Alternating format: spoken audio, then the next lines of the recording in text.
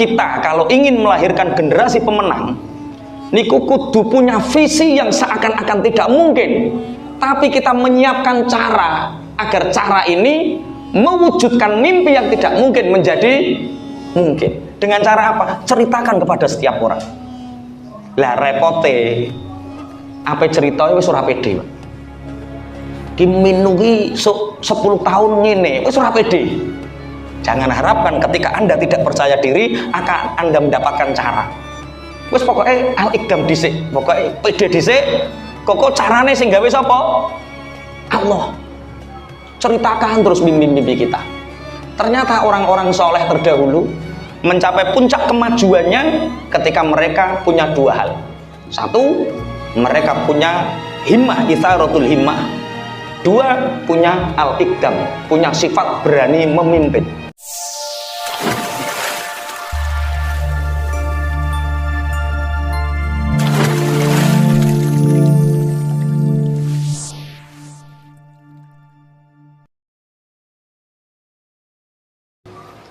Yang kami takzimkan segenap para alim ulama, ibu kepala madrasah, adalah sedaya asatid-asatidzah.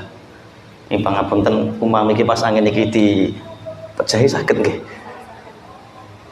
Kula mboten patek tawar kipas angin, pangapunten.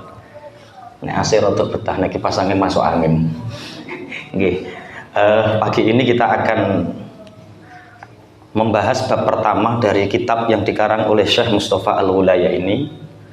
Kitab ini dikarang pada tahun 1913, di mana awal keruntuhan Turki Utsmani, Perang Dunia Kedua meluat di mana-mana.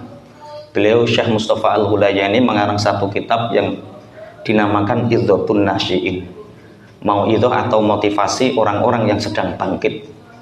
Jadi harapan kami minu karakter ini nanti akan menjadikan, melahirkan banyak generasi-generasi pemenang. Allahumma amin. Generasi-generasi yang membawa banyak kebangkitan.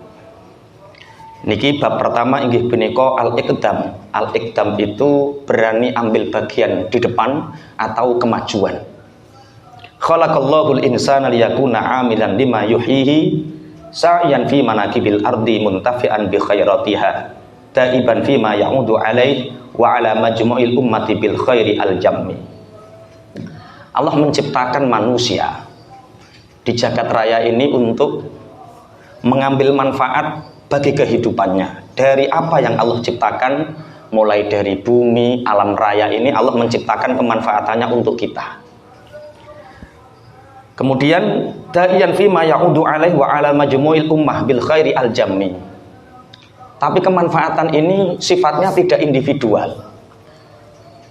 Kita dengan alam raya ini, Allah menciptakan sumber daya alam ini bukan kita jadikan kemanfaatannya sekedar kepentingan pribadi, tapi harus majmu', harus kepentingan yang sifatnya umum.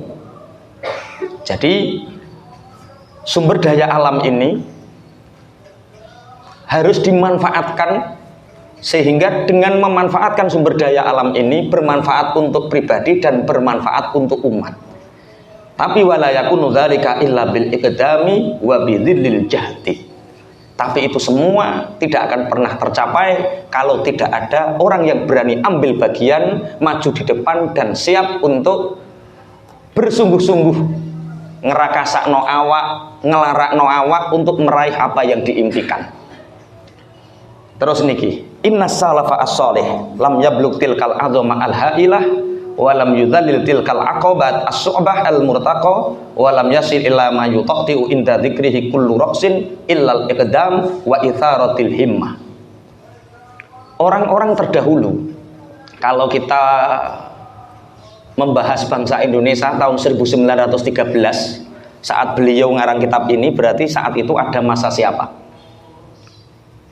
Haji Umar Said Cokro Aminoto. Jadi kebangkitan Indonesia itu dimulai tahun 1920. Mulai 1920 itu banyak pergerakan-pergerakan.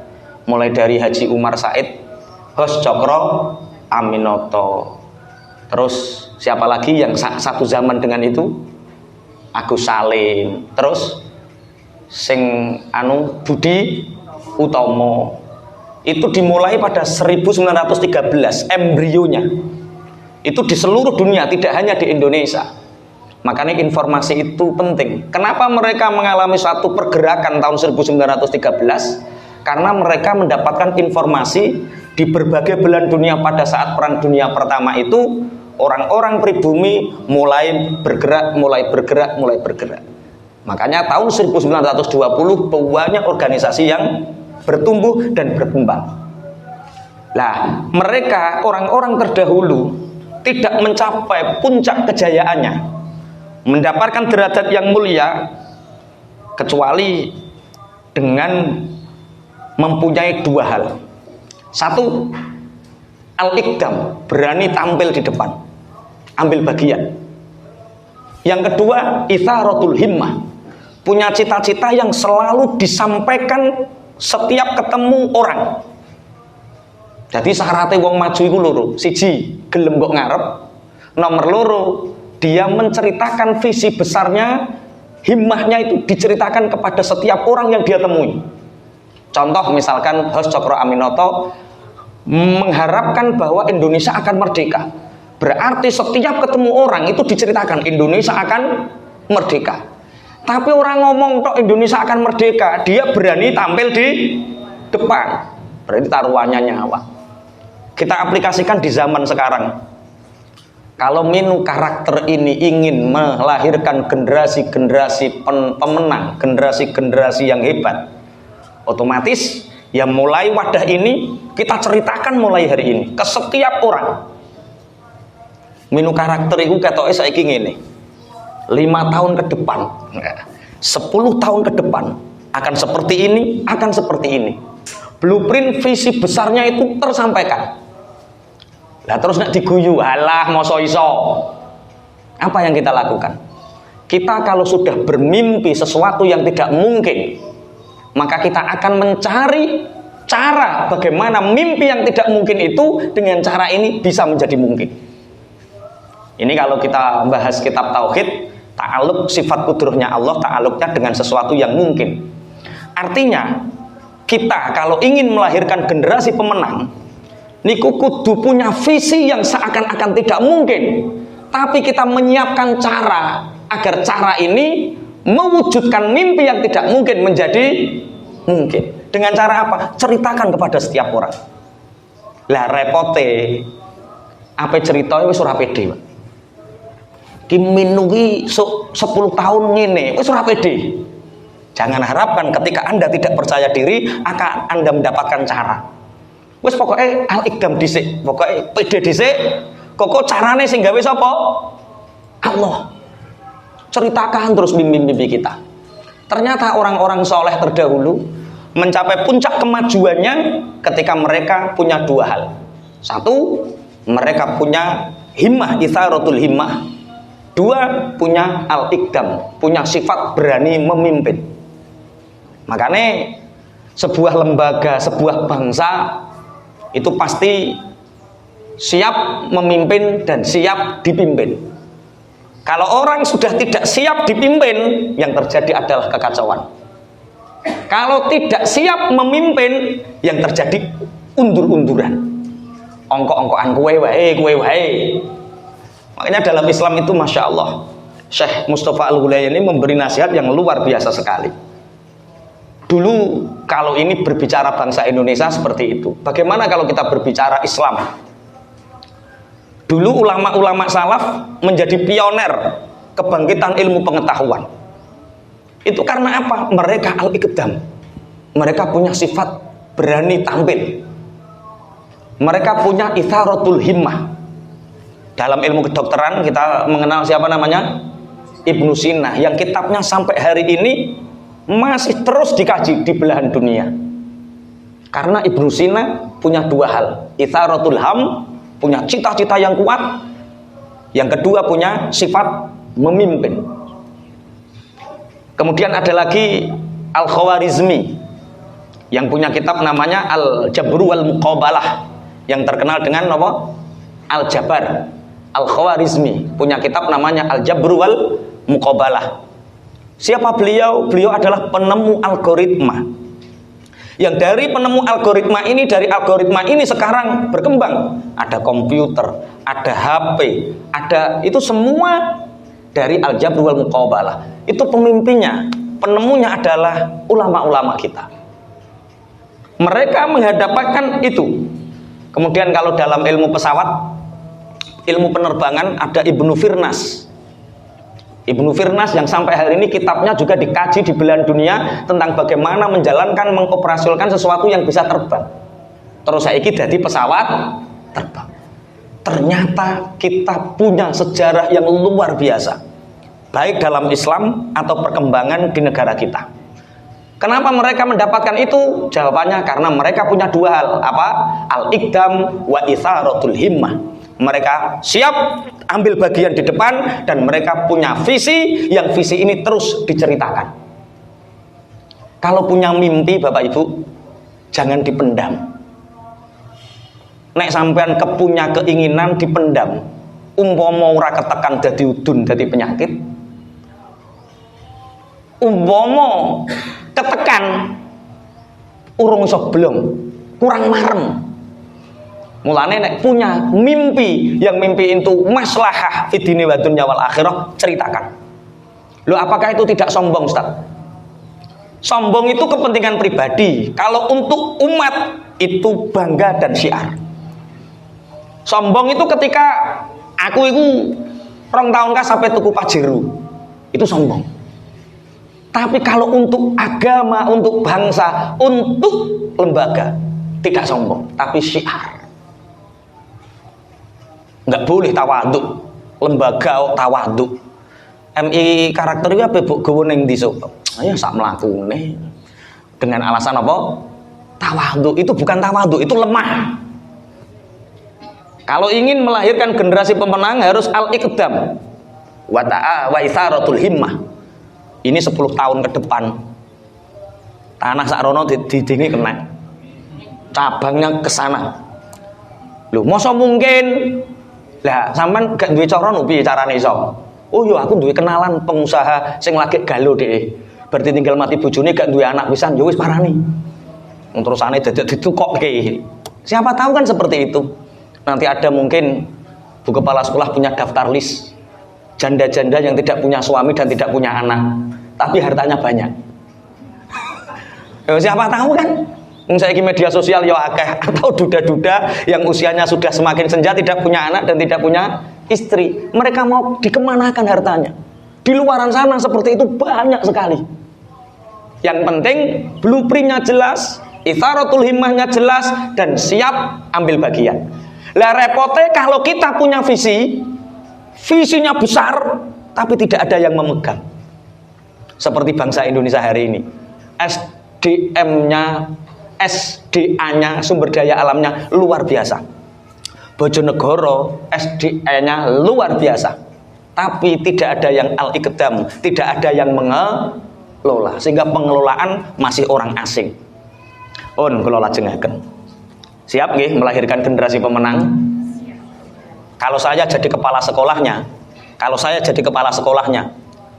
40 hari pertama setelah hari ini, tugas asatid dan ustadz, asatid dan asatidah adalah menceritakan setiap hari kepada 3 orang pertama yang ditemunya tentang MI karakter ini. Kalau asatidah jumlahnya 40 atau 50, berarti setiap hari MI karakter ini diceritakan kepada 150 orang tiap hari. 150 kali 40 hari, berapa ribu orang yang mendengar tentang MI karakter ini? Itu al-iqdam. Nah, pertanyaannya, ustadz-ustadznya pede nggak menceritakan? Kalau nggak pede, berarti Anda nggak siap untuk memimpin, nggak siap untuk dipimpin. Kira-kira siap napa mboten? Siap. Wah, tenan lo ya. Masih ketemu kulo. Di hari pertama Anda kok ketemu kulo, Pak Yai? Di MI kami. Wes ngono kok ketemu orang di Bravo, ketemu orang di KDS. Piye Bu, kabare alhamdulillah aku saiki ning MI karakter. Lho iki panggoke ning ndi? Enggak ning pinggir irigasi kuwi to. Tapi kabare dilungkas sampai ngaleh ning tempat sing ketoke sing wah. Dadi ceritakan kepada 3 orang pertama yang kita temui dan kita punya mimpi besar itu. Ini kira-kira siap napa mboten ustaz-ustaz ae? Nek gak siap berarti Anda tidak percaya diri tentang karakter kita. MI kita nggak percaya diri. Nek pede Bu, Masya Allah, Allah akan memberi jalan. Allahumma amin. Wa innal khalafa lam yata'akhon an hadhil martabah wa lam yuqassir tilkal ghayah illa ba'da an taqa'asa anil amali an-nafi'i wa ahjama anil akhdhi bisyatatil hazmi. Bagaimana dengan orang sekarang mengalami satu keterpurukan? Islam tidak pernah terpuruk, tapi Muslim hari ini terpuruk. Di berbagai belahan dunia, Muslim menjadi penonton, tidak menjadi pemain. Muslim menjadi follower, bukan menjadi star. Bangsa Indonesia hari ini bagaimana? Sama. Hari ini bangsa Indonesia menjadi penonton, menjadi penggemar. Kenapa mencapai seperti itu? Karena mereka tidak melakukan hal yang bermanfaat seperti yang dilakukan orang-orang terdahulu, dan mereka tidak punya kendali dua hal ini. Dia tidak memegang al-iqdam, berkemajuan, dan satu, itharatul himmah. Makanya wingi pas peringatan 17 Agustus jenengan menawi nate mireng. Untuk melemahkan al-iqdam, orang berani maju ke depan, menjadi bangsa yang memimpin, menjadi lembaga yang memimpin, itu syarat al-iqdam ini harus diturunkan dengan ghazwatul fikri, dengan perang pemikiran, sehingga kita tidak pernah bangga dengan bangsa kita, tidak pernah bangga dengan agama kita, dan tidak pernah bangga dengan lembaga kita. Contoh, sering kalau ceritakan bocah nom-nom saiki iku lebih bangga dengan budaya orang barat, dan kita orang tua mendukungnya. Winginane lagi sempat viral, ono wong lenggok-lenggok neng dalan, kuwi jenenge apa Fik? Aku mbok ceritani lho apa Fik? Oh, sampean yang mengikuti ya? Lho, gurune lo ngerti, Pak. Apa jenenge? Napa? Citayam Fashion Week. Udele ketok blondeng, lambene bedah, berlenggak-lenggok neng dalan. Sekejap mata, tidak ada hitungan bulan. Bojonegoro ono, Bangilan ono, Tuban ono, Magetan ono, seakan-akan frontal. Berarti kita kalah di setat ghazwatul fikri, perang pemikiran, seakan-akan yang seperti itu menang, yang seperti itu baik. Dan ghazwatul fikri ini pangapunten, perang pemikiran. Jadi kalau kita mengajarkan anak-anak kita, ajarkan bahwa kita ini pemenang. Kita ini bukan follower, kita ini bukan pengikut, tapi kita ini flower, kita ini bunga. Yang bunga ini akan berkembang menjadi buah dan bisa dinikmati. Sekarang enggak, gampang melok rono, gampang melok rene. Berarti itu bukan flower tapi follower. Masya Allah. Makanya dari dulu mbah-mbah kita itu sudah dijajah. Dari dulu mbah-mbah kita sudah dijajah dari perang pemikiran ini. Biyen nek eneng kunci iso digedhekno, dicilikno, jenenge kunci apa? Inggris. Kaya-kaya kita bangsa lemah ora iso gawe kunci. Kunci apa jenenge? Inggris. Ono tali sing dienggo nali jenenge rumput Jepang. Kita seakan-akan nggak bisa buat, padahal gawene neng kene. Bahkan itu tidak hanya orang terdahulu. Hari ini jeruk sing paling enak diarani jeruk Mandarin iku wong ndi? Cina. Kenapa Anda tidak mengatakan jeruk Malang? Wong nandure ya neng Malang. Kenapa harus dinamakan jeruk Mandarin? Itu ghazwatul fikri, perang pemikiran, sehingga kita ini menjadi bangsa follower, bukan flower. Iya nek ning pitik jago gede, nek tarung menangan jenenge pitik Bangkok. Terus kowe iku duwe apa? Kate. Cilik iprik-iprik modelnya, ya Allah. Oh ya Allah. Astagfirullah. Siap menjadi generasi pemenang. Al-Iqdam sampai semut loh, semut. Semut iku nek nyokote loro menangan jenenge semut London terus kayak awake iki lho kok kalah terus. Makanya kalau kita pangapunten keluar negeri kemanapun, Orang Indonesia itu nggak boleh menundukkan kepala. Saya punya teman-teman ketika kita keluar negeri, orang Indonesia itu kudu ndangak. Ya ndangak, ya kudu ndangak, ya pancen cilik dhewe tapi ya kudu ndangak. Artinya ndangak itu kita harus merasa lebih sejajar dengan mereka. Kemarin ketika saya melakukan perjalanan ke Oman, ke Qatar, ketika imam masjid lama nggak datang, terus siapa yang suruh ngimami? Saya maju ngimami. Jadi saya keren, pernah ngimami sak masjid wong Arab kabeh. Loh, orang Indonesia harus seperti itu namanya al-iqdam.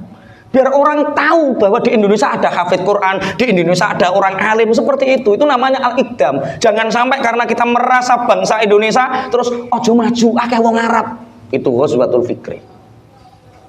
Keren. Kabeh kok apik-apik nggone wong kono kabeh.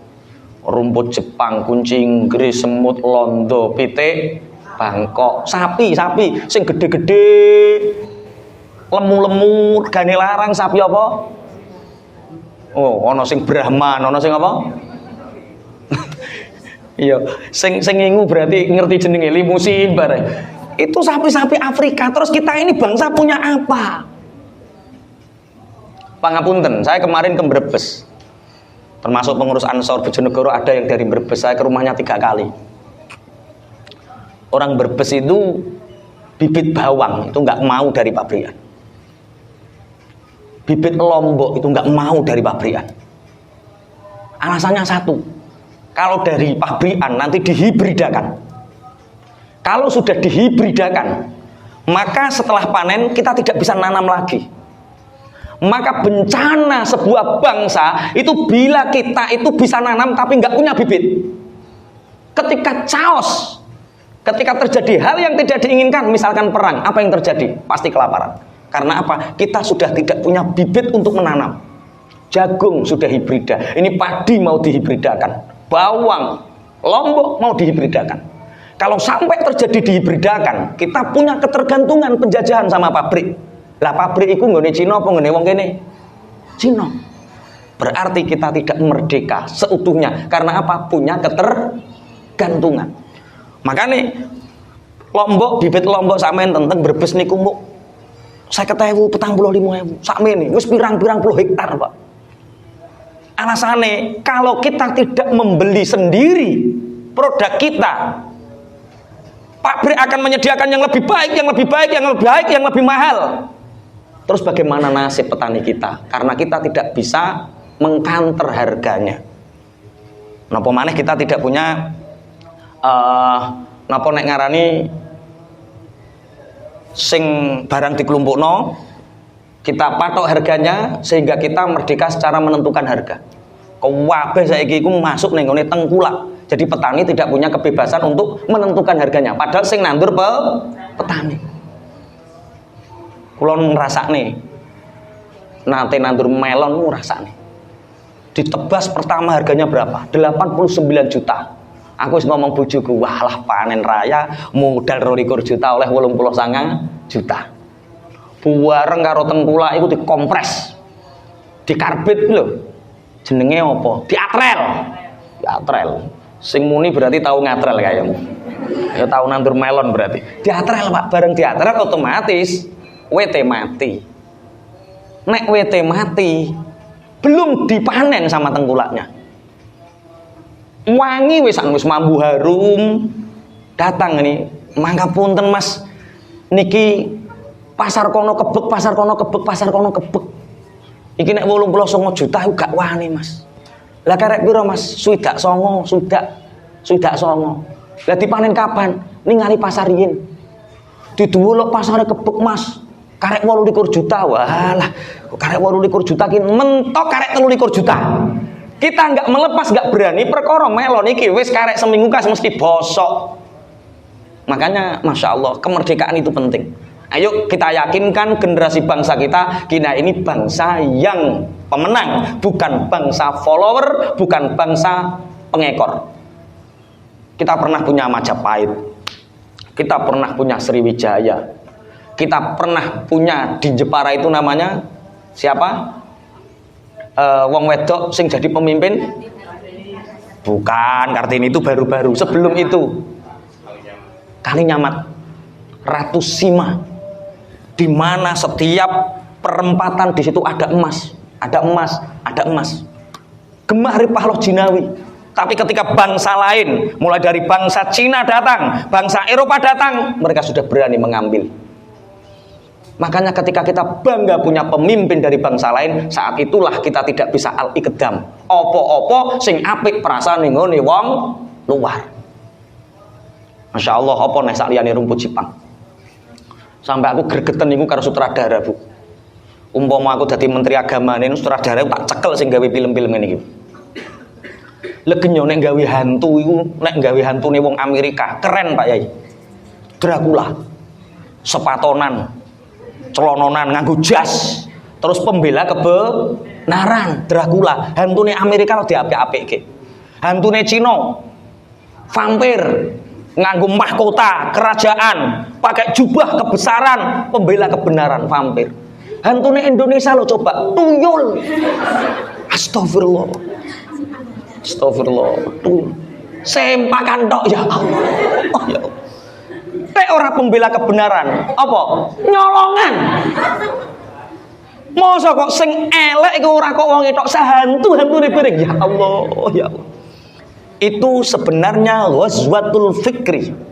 Itu sebenarnya perang pemikiran agar kita tidak punya sifat yang utama namanya al-iqdam, sifat berani ambil bagian di depan. MI karakter ini harus meneruskan, harus melahirkan generasi-generasi pemenang. Ibnu Sina baru, Firnas baru, Al-Khawarizmi baru, Pangeran Diponegoro baru, Hos Cokro Aminoto baru, Sentok Alibasa baru. Kita lahirkan mereka dengan sifat apa? Itsaratul himmah, dengan menatapkan cita-cita yang kuat, dan dengan al-iqdam, dengan meyakinkan mereka kamu akan menjadi pemimpin bangsa. Lah sakniki mboten ya Pak, cah cilik-cilik wis dideni ae uripe. Wis sampeyan ra sekolah tenanan, apa yang mergawe opo? Uteke wis mergawe opo, seakan-akan cari pekerjaan itu sulit. Tidak pernah diajarkan untuk menjadi pemenang. Makanya harus kita ajarkan, sing tenanan, pinter ora sing ngersakne pangeran. Umpama kowe pinter iso dadi dokter, umpama gak pinter iso tuku rumah sakit, bayari dokter. Yo toh, untuk punya rumah sakit kan gak harus pinter, tapi pinter cari orang pinter, bayari perawat, bayari dokter, akhirnya duwe rumah sakit. Sing pinter-pinter bayari le. Penak ndi dadi dokter karo sing duwe rumah sakit? Sing duwe rumah sakit. Melahirkan generasi pemenang. Sampai kadang-kadang kula niku kadang-kadang kudu guyu. Hanya MI karakter ini, minu karakter ini, ya ajarkan mereka seperti itu. Sehingga mereka punya keyakinan yang kuat. Dengan keterbatasan apapun yang dimiliki, pangapunten, itu tidak menjadi penghambat bagi mereka untuk al-iqdam, berani maju, berani di depan. Pun kula lajengaken. Innal umama kullaha qad nahadat. Sungguh setiap umat pasti akan mengalami kebangkitan. Kemudian wa balagot min mukhtalifil muna ma balagot ba'da imkanat haba'am mansura. Sebuah bangsa pasti akan mengalami kebangkitan, walaupun bangsa itu pernah mengalami fase di mana dia seperti debu yang diuraikan. Jenenge negara niku mesti mengalami peningkatan, penurunan, kebangkitan pasti. Sebuah lembaga pasti mengalami kebangkitan, penurunan, dan bangkit lagi. Pasti, itu sebuah keniscayaan. Nek cara Ibnul Arabi dibagi 4 tahapan. Lembaga, negara, bangsa ini ada 4 fase menurut Ibnul Arabi. Yang pertama, fase pendiri, muassis. Pondok pesantren, lembaga, negara, founder bangsa ini, itu mereka pasti pendiri ini ikhlas. Orang mikir duit, orang mikir jabatan, orang mikir keuntungan, yang penting ini terwujud. Yang mendirikan MI karakter ini, Minu karakter ini pasti orang-orang mukhlis. Allahumma amin. Karena pendiriku mesti mukhlis. Nek gak mukhlis ora wujud wong dhek mendirikan ora oleh apa. Bangsa ini Bung Karno, Bung Hatta, Diponegoro, Patimura, Kartini, semua pendiri bangsa ini pasti orang-orang ikhlas. Yang kedua, fase generasi penerus.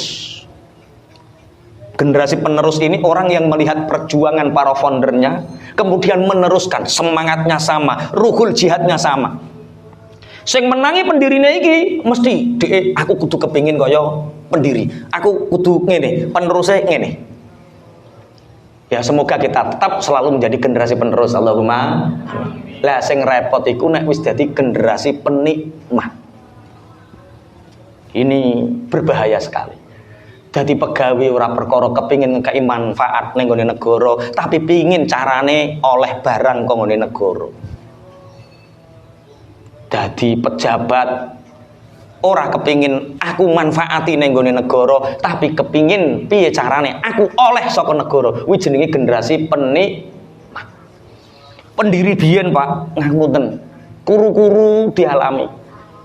Tokoh-tokoh pahlawan nasional delok ana sing lemu ora? Masya Allah, kuru-kuru. Karena apa? Mereka ikhlas memperjuangkan, penerusnya sama. Lah saiki lho padha lemu-lemu. Ora tok trimo gendut wonge, gendut rekenenge barang, Pak. Ayo jangan sampai jadi generasi penikmat. Yang repot, yang keempat namanya generasi perusak, generasi penghancur. Setiap bangsa pasti mengalami kebangkitan setelah mereka seperti debu yang diuraikan. Watim mahkuro, dan seperti gombal amoh yang dihinakan.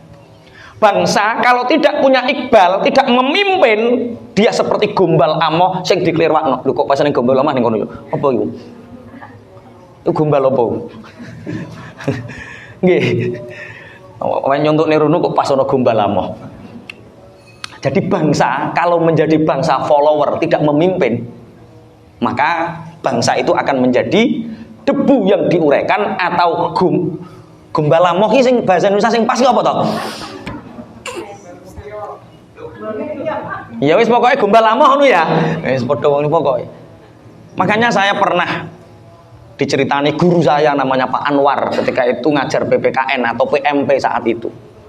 Beliau saat itu dengan kerennya menunjukkan di komputer ketika Bung Karno turun dari pesawat. Dengan negara-negara Eropa, Bung Karno itu jalan di depan. Saya sangat teringat betul kata Pak Anwar, lihat pemimpin kita. Bung Karno ketika jalan tidak pernah di belakang. Pemimpin-pemimpin dunia ada di belakang beliau. Itu menunjukkan bahwa kitalah pemimpin bangsa ini, pemimpin dunia ini. Saiki gak ya Pak. Duwe pemimpin kok mlakune ning nguri karo senduk-senduk ngene. Aduh. Semoga MI karakter ini melahirkan generasi-generasi pemenang. Allahumma amin. Generasi pemenang, generasi yang siap maju di depan. Kemudian wa utwan mabdura, dan seperti anggota yang dicerai belaikan, yang ditugel-tugel. Ciri khas sebuah bangsa yang tidak bisa memimpin peradaban dunia niku ketika antara orang satu dengan orang yang lain perbedaannya diperuncing. Hari ini Indonesia sudah mulai tampak napa dereng? Yang dibahas hanya perbedaan, kunut dan tidak kunut. Yang dibahas hanya selalu perbedaan pemimpin kita dan pemimpin dia. Bangsa yang besar itu bangsa yang bisa toleransi terhadap ikhtilafiyah, bersatu dalam tauhid, toleransi dalam khilafiyah, dan berjamaah dalam bernegara. Niki bangsa yang besar. Tapi saiki mulai diperuncing, apalagi dengan adanya media sosial. Bentuk apapun dibuat untuk memecah belah umat. Sing dukun didu karo sing sulapan. Jenenge ning jazab karo pesulap. Ya kok mengikuti wong-wong kuwi. Kula diceritani. Enten tamu niku tanglet, Pak Yai, ngeten iki sing leres sing pundi Pak Yai? Lah piye lah maksudnya? Lha iki wong apik ngono ae. Jubahan udeng-udengan. Tapi anu Pak Yai. Terus si pesulap merah niku trik. Lah terus nek terus piyambake karomah. Lah terus aku mbok komentari piye? Lah nggih sing leres sing pundi? Tak jawab, nek kowe pengen takok sing bener sing ora, takokno Mas Kofik, kuwi ngono konten. Konten iku tujuane kanggo golek duit. Lah sing paham sing kuwi. Dudu aku. Pangapunten. Karomah itu tidak akan pernah diceritakan. Karomah itu tidak akan pernah disiar-siarkan. Justru karomah itu pasti disembunyikan. Ada seorang wali itu, salah satu muridnya tahu beliau terbang. Ono wali miber, ketika arep bancik udine kebreset miber, ada salah satu santrinya tahu, ya Allah, Mbah Yai duwe karomah iso miber. Sehingga santri ini cerita sak kampung, sak pondok, semua orang diceritani saya syahadah, menyaksikan dengan mata kepalaku Mbah Yai iso miber. Sehingga aktivitasnya wong-wong Mbah Yai terus mireng. Sedih Mbah Yai ini. Iki nek terus terkenal aku duwe karomah piye, sedih. Akhirnya ketika banyak orang di tempat wudu, Mbah Yai niki kebreset tiba, jebruk di jarak. Jadi wong-wong iso miber apa? Wong iso miber kok kebreset. Akhirnya masyhur saat itu Mbah Yai enggak punya karomah. Nek sampean terkenal iso miber seneng apa ora? Nek seneng berarti ora wali, ora karomah, wong cek seneng. Lah sakniki masyaallah. Tapi hujatan-hujatan yang dilantunkan bahwa seakan-akan tidak ada karomah dan semua harus dilogikakan, itu sesuatu yang berbahaya juga.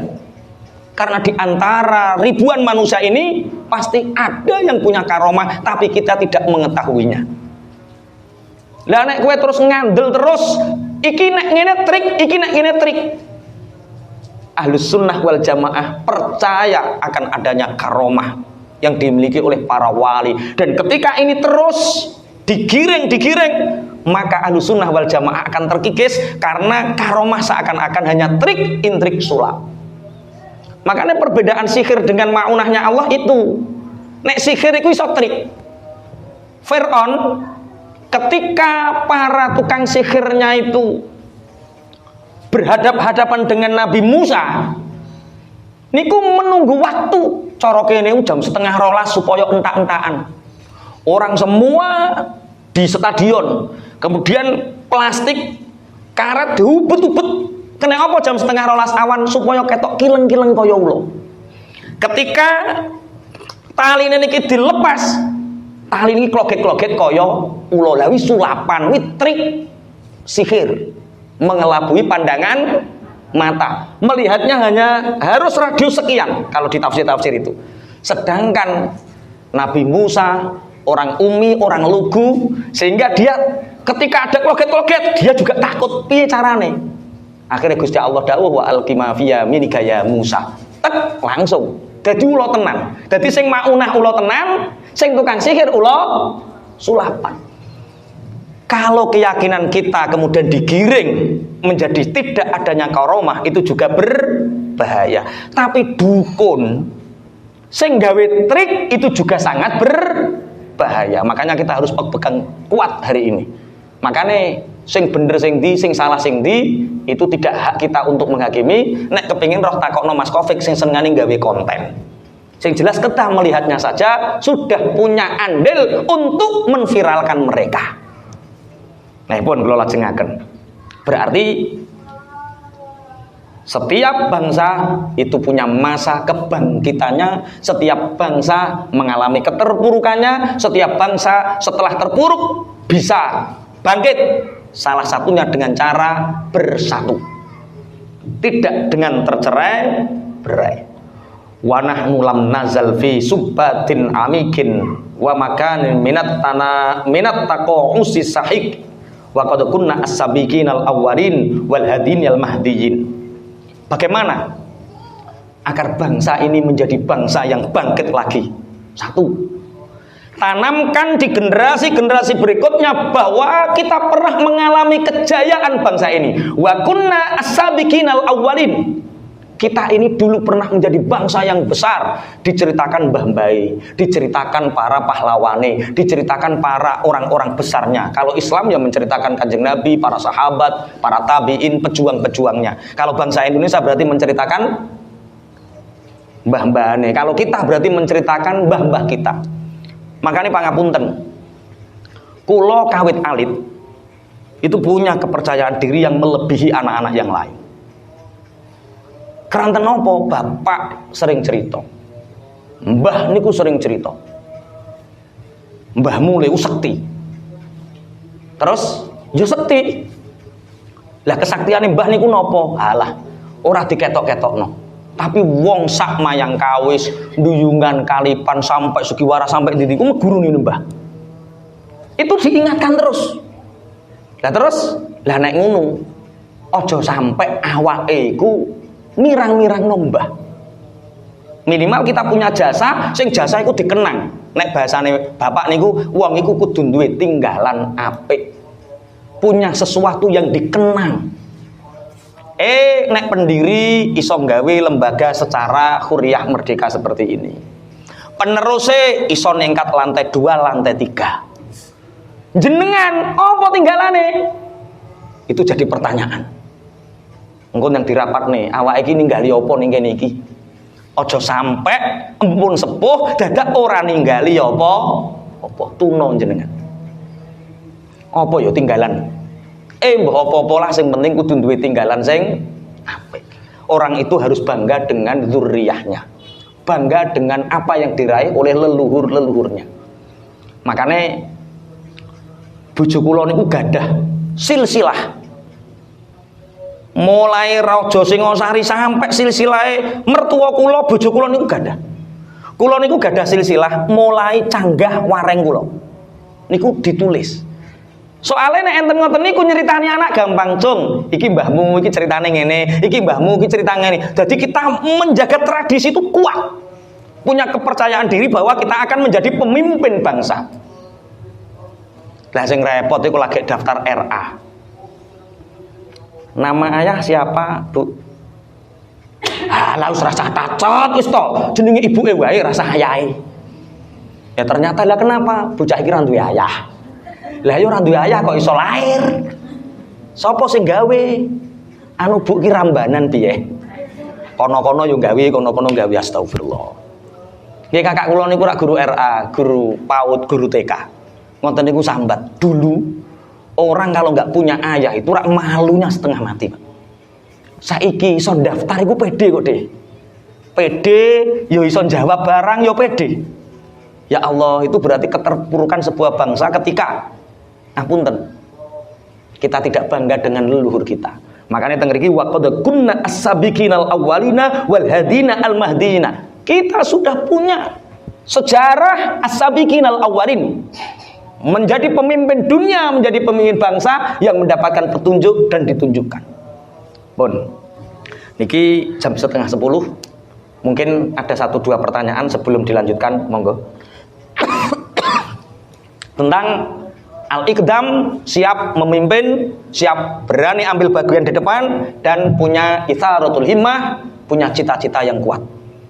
Dan cita-citanya harus sering diceritakan. Mungkin ada 1-2 pertanyaan, monggo, sebelum ini masih ada dua alenia, 2 paragraf yang harus kita bahas, monggo. Monggo Bapak Ibu yang mau bertanya, silahkan.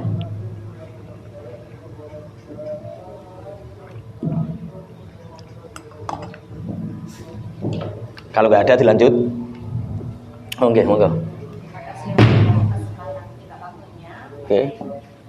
Ketika punya sebuah keluarga yang berpikir untuk membangun sebuah lembaga, ternyata keturunannya tidak berminat di bidang pendidikan.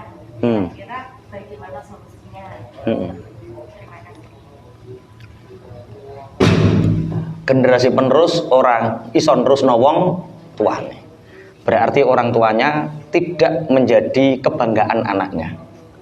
Jadi mulai dari kecil anak itu harus ngefan bangga dengan apa yang dikerjakan orang tuanya. Berarti lembaga itu jarang diceritakan ke anak. berarti lembaga itu tidak pernah terngiang di telinga anak. Atau anaknya dari kecil sudah, saya tidak ingin seperti Abi. Dan itu sangat berbahaya sekali. Nek bagi kula. Pernah tak ceritakan kepada Bu Kepala Sekolah niki, anak saya bebaskan. Ketika kecil pingin jadi apa, monggo. Ketingin jadi kecil apa, monggo. Ternyata di benak anak saya itu, di samping beliau mencerna cerita ibunya, uminya, cerita saya, dia juga banyak mendengar dari tetangga kanan kiri. Sehingga kaya koncone lumrahe, nek gede pingin dadi apa oleh tentara, perkara cah cilik-cilik nek sekolah TK kesuwen lho dadi tentara wae. Ini sing dadi dokter, ini dadi pilot, perkara nek sekolah RA kesuwen. Akhirnya anak-anak yang kedua dan ketiga ini nggak saya sekolahkan TK, nggak sekolahkan RA, perkara yo ngono kuwi biar dididik uminya dulu, tahu-tahu 7 tahun ikut TK hanya 3 bulan, setelah itu langsung masuk kelas 1. Soalnya nek RA kesuwani yo ku lho, dulang kodhok ngorek karo lho apa nek ngarani sing pinter dadi dokter ae lho. Nggih temulawak pahit, ngono nek pinter dadi dokter, dan itu akan terus. Ora ono sing dadi pengusaha, ora ono sing kepengin tuku rumah sakit, kepengine dadi dokter terus. Lah akhirnya kelas 5 SD anak saya tak ajak jalan-jalan. Ketika mendengar itu saya nangis. Gak pengen terusno Abi ngulang ngaji nek iso, awan ngulang ngaji, bengi ngulang ngaji. Gak Bi, aku pengen kaya kanca-kancaku. Lah pengen dadi apa le? Ya pengen dadi tentara terus tugas ning tengah alas nyekli bedil. Le uripmu kok rekoso menang. Nyekli bedil ning tengah alas kok cita-cita kok ngono kuwi piye? Ternyata tak rungok-rungokno kanca-kancane nek cerita ya ngono, keren nyekli bedil seragaman keren. Tak kandhani iki gajine lo cilik le. Tentara iku 4 juta sampai 7 juta le cilik, nggo ngingoni bojone lo kadang-kadang ngojek barang aku. Kurang. Tapi yo enggak mempan. Akhirnya kelas 5 SD itu anak saya tak ajak ke Malaysia ketika itu. Tak ajak ke Malaysia. Kebetulan dan ini luar biasanya, saya sudah beli tiket untuk anak kedua saya, untuk istri saya, untuk anak pertama saya. Tak belikan tiket ke Malaysia, hotel sudah di booking semua. Ternyata mau berangkat 2 hari sebelum berangkat, istri saya hamil. Wah, minta rekomendasi dokter nggak diizinkan. Ini kalau naik pesawat gugur. Wah, eman kan? Akhirnya pesawatnya hangus. Akhirnya saya berangkat berdua, dan ini luar biasa. Di perjalanan selama 9 hari kami ngobrol. Ternyata di hari yang ke-7, 2 hari sebelum kepulangan, kita nggak tidur semalaman. Ngobrol yang jero kamar. Le, sampean iku gak pernah takok kepingin ngerti cita-citane Abi ku opo tentang sampean. Abi kan selalu tanya sampean toh, sok nek gede pingin jadi apa, Abi selalu menanyakan itu dan tidak pernah membatasi. Tapi sampean kok gak tahu takok Abi, sampean aku ki kepingin piye? Gak pernah takok. Ya mbak terus lah Abi pingin piye? Karena saya selama ini demokrasi betul. Tak kandani bahwa kita punya cita-cita besar. Blueprint pondok pesantren 30 tahun tak ceritakan semua. Blueprint pondok pesantren tak ceritakan. Dan penerusnya adalah kamu. Di usia 28 kamu harus jadi dokter. Dokter syariah atau dokter apalah, teologi atau apalah, yang jelas 30 tahun akan seperti ini. Akhirnya dia tertunduk dan mengatakan, aku apa kau Abi? Nangis Pak, kalau tak rangkul anakku loh. Oh ternyata untuk menanamkan generasi penerus ya seperti itu. Harus ada komunikasi yang intens dan jangan jadikan anak merasa tertekan sebagai generasi penerus kita. Wah kudu koyo aku. Lah itu nggak boleh. Harus lambat, masya Allah. Untuk cara apa nek ngarangi ya. Emosionalnya itu harus kena banget. Jadi ojo mentang-mentang harus, tapi ajak bicara. Beri dia ruang dan waktu. Itu Bu, mungkin ada yang lain? Atau kalau nggak ada kita selesaikan paragrafnya ya. Monggo. Yang saya tanyakan menanyakan apakah ada sinkronisasi antara al-iqdam dan tasawuf. Al-iqdam dan tasawuf. Tasawuf itu satu ilmu di mana biar orang itu tidak rakus. Di mana ilmu tasawuf itu berkembang di era Abul Qasim Al-Junaidi, Al-Ghazali dan lain sebagainya, itu di mana saat itu orang-orang pejabat pemerintah sangat rakus terhadap jabatan dan dunia menjadi tujuan. Makanya untuk menghindari ini orang-orang belajar tasawuf. Kemudian bagaimana dengan al-iqdam? Idhatun Nasyi'in ini dikarang oleh Syekh Mustafa Al-Ghulayaini tahun 1913. Saat itu kekhalifahan Turki Utsmani sangat terpuruk dan hampir jatuh, dan jatuhnya tahun 1942 Turki Utsmani luluh lantak. Karena apa? Karena kerakusan mereka dan menjadi bangsa follower. Nah, apa korelasinya antara tasawuf dan iqdam? Apakah bertentangan? Tidak. Imam Ghazali itu pakarnya tasawuf, tapi beliau menjadi rektor Al-Azhar. Abul Qasim Al-Junaidi manhajnya tasawuf, tapi beliau punya syiar majelis taklim dan dia memimpin. Berarti tasawuf tidak menghalangi seseorang untuk menjadi seorang pemimpin. Contohnya ini loh Kak, kiai ku oleh duit, boleh, siapa yang melarang? Oleh duit akeh, oleh, tapi gak oleh seneng. Gak oleh seneng itu tasawuf, oleh duit itu iqdam. Makanya kalau ada orang ngundang saya, Pak bisyarahnya berapa, langsung tak cut, nggak jadi Pak, pangapunten. Duh Pak Yai, piye to maksudnya? Kiai ku oleh duit, tapi ojo jak seneng duit. Nek kue membahas amplopku, membahas bisyarahku, bahasanku, berarti kue ngajak kiai seneng duit, dan itu nggak boleh. Itu tasawuf. Paham maksudnya ke? Berarti dua hubungan yang erat antara tasawuf, karena tasawuf itu ilmu ruh, ilmu jiwa, sedangkan al-iqdam ini bagaimana kita menjadi orang yang bangkit dan menjadi pemenang. Al-iqdam dengan tamak rakus itu dua hal yang berbeda. Rakus itu apapun dilakukan untuk mengalahkan orang lain. Tapi al-iqdam ini maju untuk orang lain. Paham maksudnya ya? Kalau rakus tamak itu mengalahkan orang lain untuk kita di depan. Tapi kalau iqdam, kita maju untuk bermanfaat kepada orang lain. Dua hal yang berbeda. Berarti pelajari tasawuf, tapi ikhtiarnya dengan al-iqdam. Kalau kita hanya belajar tasawuf saja, mungkin ruh kita bening, tapi kita punya PR besar di agama dan bangsa ini. Paham ya? Oke, dilanjutkan apa sekalian? Kalau lajengaken riyen. Bismillahirrahmanirrahim. Fa ahyu ya ra'akumullah hadzal majda ad-da'ira wa aqilu dzalika syarafa al-athira wa anshiru ma kana min azmikum maghbura wa la taj'aluhu syai'an mahjura inni ara illam tastayqidu kafanan mansyura wa qabran mahfura wa hunalikan nad'u subura fala najidu nasira wa la nulqi dhahira. Syekh Mustafa mengatakan bahwa yuk orang-orang yang dijaga oleh Allah, ayo kita bangkit, ayo kita hidup, menghidupkan keagungan bangsa ini, menghidupkan kemuliaan agama ini, rebut kemuliaan al-akhirah, rebut kemuliaan yang hari ini rontoh, rebut bangsa yang hari ini luluh lantak, rebut kembali menjadi bangsa yang besar. Wa ansyiru ma kana min azmikum, dan sebarkanlah berita kemenangan ini dengan tekad yang kuat kalian. Kalau tidak, wala taj'alu syai'am mahjura.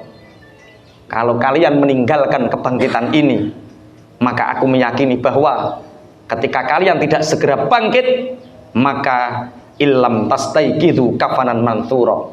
Kalau kalian tidak segera bangkit, maka bangsa ini akan dipenuhi kain kafan yang digelar, akan jadi kubur yang digali. Dari situ maka kita akan mengalami satu kerugian. Kita tidak ada yang menolong dan kita tidak bisa bersabar. Makanya bangsa itu ketika mati tidak menjadi pemimpin, maka sama halnya kita akan menjadi mayit yang tidak ada gunanya. Makanya pangapunten, saya pernah diajak diskusi sama teman. Ketika itu teman saya ini penelitian di Myanmar, yang di situ ada orang-orang yang Islam yang sering dibantai. Itu orang mana itu?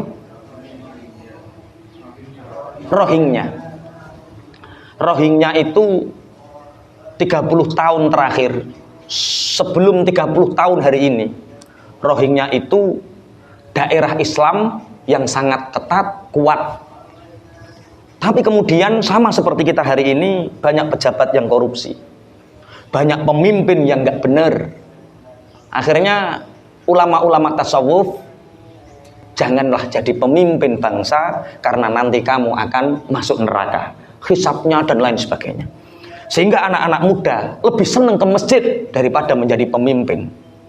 Anak-anak muda lebih senang ngaji, maknani kitab daripada menjadi pemimpin, bupati, DPR, atau polisi, tentara, dan lain sebagainya. 30 tahun mas, enggak lama.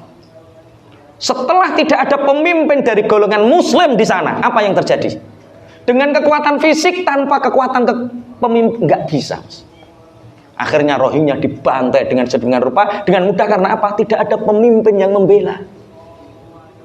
Hari ini kalau kita punya pemikiran seperti itu, tinggal menunggu kain kafan. Makanya ayo jadikan generasi kita sebagai generasi pemenang, menjadi generasi yang memimpin. Presiden kudu wong Islam, bupati kudu wong Islam, gubernur kudu wong Islam, DPR kudu wong Islam, agar kita tidak seperti Rohingya hari ini. Awalnya sangat mudah, oh yo penak dikiran Allah melok toriko, enak pak. Tapi kita harus memikirkan bangsa ini ke depan dan anak-anak cucu kita. Oke, kita lanjutkan. Fanhadu nahdatan, maka bangkitlah dengan semangat kebangkitan. Nahdlatul ulama itu kebangkitan para ulama. Jadi nahdo itu masdarnya dua. Ada nuhudon, ada nahdlatan. Kalau nuhudon itu bangkit, cara wong tangi turu, itu nuhudon. Kalau nahdoh itu bangkit terus, itu nahdoh. Makanya nahdlatul ulama itu kebangkitan ulama yang kebangkitannya tidak pakai tidur terus. Lah nek saiki sampeyan kok generasine turu, aja jenakno nahdoh. Ya nuhudul ulama. Ya wong sok-sok turu ngono modelmu. Kebangkitan yang terus menerus itu namanya apa? Nahdoh. Nahdotan tumidulah ar-rasiyat, maka bangkitlah seperti gunung yang kokoh, yang mancep. Wataskun indah al-hamijat al-jamihat, dan ketika qabla an tafarra'ana al-qari'at, bangkitlah seperti gunung yang menancap kuat, yang di sekitarnya akan menjadi tenang. Wa tadhukhana as-sakhat, dan orang-orang yang ingin berbuat buruk diam, tidak berani bergerak. Fanal tamisu al-mamat fala najidu illal wailat, dan orang-orang yang mengharapkan kerusakan, mengharapkan kematian, mereka akan terbirit-birit dan diam, ndingkul nosirah, tidak berani berbuat apa-apa. Jadi kenapa kita hari ini sering dilecehkan dengan hal-hal yang sifatnya mengundang kontra? Itu karena kita lemah. Pemimpin yang kuat, pemimpin bangsa yang hebat, itu orang yang mau merusak itu sekedar pak, gak wani. Ketika Islam ini jaya, maka orang di luar Islam apa gerai gak wani pak. Komentar gak berani, bergerak pun gak berani. Saking kuatnya kita. Maka kebangkitan ini harus menghasilkan di mana orang yang selain kita itu takut. Itu jenenge fanhadu nahdlatal majdi. Ayo kita bangkit dengan kebangkitan yang terus menerus mencapai kemuliaan, sehingga orang akan melakukan mungkarat gentar. Orang akan merusak gentar. Nah kalau dipraktekkan di MI karakter minu karakter ini bisa. Tunjukkan kepada orang kebangkitan minu karakter sehingga orang mau menjelekkan enggak berani. Mau menceritakan keburukannya nggak berani, wis geter dhisik. Karena apa? Kita sangat kokoh dan kuat. Wong kok dirasani wong, dijengker wong, iku saking lemah. Jenengan sering dirasani napa dereng? Sering dirasani napa mboten? Sering, berarti sampean dianggap lemah. Ngerasani sampean sampai wani. Coba sampean jadi wong hebat, aja rasani nek kualat. Utawa aja rasani nek gak dikai penggawean. Kuat, Pak. Pun yang terakhir, inna fi yadikum amrul ummah. Generasi-generasi pemenang di tangan kalian ini nasib bangsa. Wa fi iqdamikum hayataha, dan di kaki-kaki kalian hidup bangsa ini. Fa aqdimu iqdamal asadi al-basil. Maka majulah kalian menjadi pemimpin seperti harimau, singa yang menjadi pemimpin para binatang. Wanhadu nuhudar rawaya tahta dhatis salasil. Bangkitlah seperti orang yang membutuhkan air, yang punya air hanya kamu. Ketika kita memimpin bangsa dan sangat kuat, maka semua orang akan butuh kita. Seperti hanya kita yang butuh air, orang-orang akan datang kepada kita. Itulah generasi pemenang. Wallahu lakum mu'in. Allah akan menjadi penolong untuk kita. Allahumma amin. Wallahu yajzil muqaddimin, dan Allah akan memberi pahala balasan bagi orang-orang yang mau ambil bagian di perjuangan ini. Itu jam 10 kurang 10. Sudah 1 jam lebih 20 menit. Mungkin ada pertanyaan lagi? Kalau sudah langsung ditungani. Nggih. Cekap. Nggih. Alhamdulillah. Jadi intinya kami hanya ingin mengharapkan bahwa Minu Karakter ini menjadi satu lembaga yang melahirkan generasi-generasi pemenang. Generasi yang akan memimpin di masa depan dengan cara itsaratul himmah, dengan cara memberi motivasi mereka dengan impian dan cita-cita bangsa ini, kemudian menjadikan mereka flower, bunga yang hari ini sedang megrok, kemudian akan